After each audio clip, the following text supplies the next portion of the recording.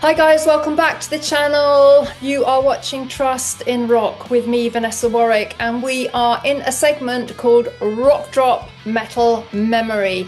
And this is when I invite a guest to share a metal memory with the fans. And I'm joined once again by the wonderful Andry.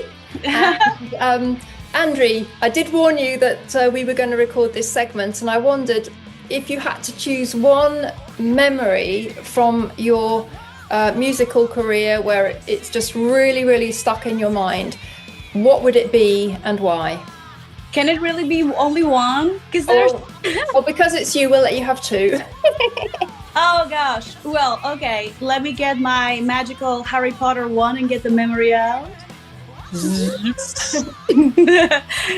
I think it was on The Voice when I finished the song and I had a standing ovation while millions of people were watching on TV. That was like, I think, the best big moment ever that I've ever had. Well, of course, there are some other funny things that Ingvar Malmsteen, he threw a peek in my eye. Well, I can imagine that when that happened on The Voice, very few people ever experience that, and just the few times that I've been on stage with like massive bands at like massive concerts, it's like this wall of energy. It's really quite something to experience, isn't it? Yeah, I didn't expect that. I didn't expect that much of a big hype, to be in the newspapers, to be like, you know, the cover of magazines and stuff like that. It was, wow, what is happening now? You know, what is happening to me? Like, do I get the recognition that I deserve finally? But, you know, like those type of shows, it's for a short amount of time. It doesn't last forever. But still, it's one of my biggest moments where I felt I'm in a very big production. I have cameramen, lights, laser, sound, people standing ovation, and millions of people watching on TV. It was like, oof, top notch. Dream come true, and it's one of those like moments in time when your life has changed.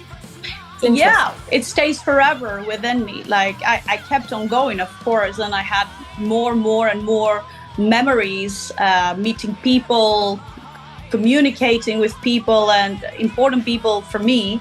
But I think that this is the biggest one so far, that I felt like I've done something right. Well, 100%. And was there another one you wanted to share with us?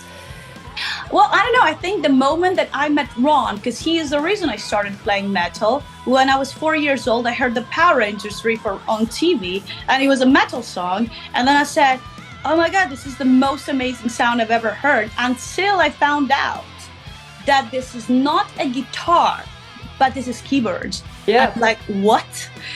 And I started talking with Ron online, and I couldn't even believe it. But then I met him in LA, and we had drinks and we had food. I was actually touching him, and I was like, are you real? And we ended up writing songs together, meaning that he likes and respects me so much as a musician and a singer, that he is the reason why I started music, and now we're doing songs together. So that is one of my biggest, you know, highlights from my perspective, you know, for my soul. Well, that's wonderful. It's kind of gone full circle, hasn't it? From when you saw him when you were little, and then you ended up meeting him and working with him. That's really, it's almost kind of like fate was involved in that right from the beginning. Yeah, I felt something was right. Like I was 4, I was jumping like crazy, and I said, this is what I want to do. You know, I want to sing this type of music. I didn't know what metal was back then. I was 4, but I was just jumping and jumping and jumping every day, like listening to that song. So there must be, you know, that must mean something. And in the end, here I am, 34-year-old, writing songs with Ron. I mean, one of the best composers in this industry. That is such a cute image of you at 4 years old, jumping up and down, and just, you know, when you're at that age, everything is new to you and you're very open to everything, and it obviously just made such a massive impression on you, and it in some ways it probably steered the direction of your life. Yeah, my mom would always say, I know that you will get unstuck from the Power Rangers and that this is just a phase. And I'm like, do you see my face? Do you even see my face? I'm writing songs with a guy that wrote and this and that. And it's like, oh my God, never learn. Well, once again, Andry, it's been so lovely to speak to you and meet you over the Zoom call. I want to wish you all the best for 2025, and we're going to play one of your videos now. Would you like Skies or Black Hole?